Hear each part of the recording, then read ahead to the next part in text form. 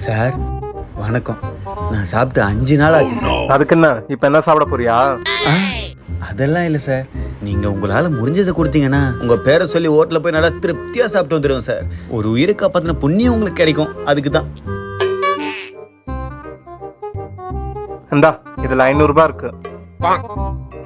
போ, இதுல என்ன சாப்பிட முடியுமோ சாப்பிட்டு மிச்ச காசை வந்து என்கிட்ட வந்து கொடுப்பல்ல.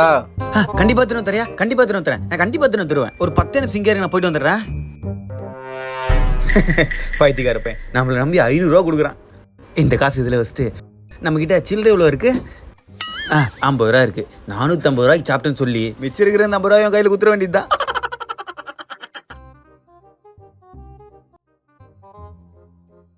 ஐயா, உங்க பேரை சொல்லி நல்லா திருப்தியா வெறும் 450 ரூபாய்க்கு தான் சாப்பிட்டேன். மீதி இருக்கிற 50 ரூபா நாங்க வச்சுக்கோங்க. சாப்பிட்டியா? ஃபுல்லா சாப்பிட்டேயா?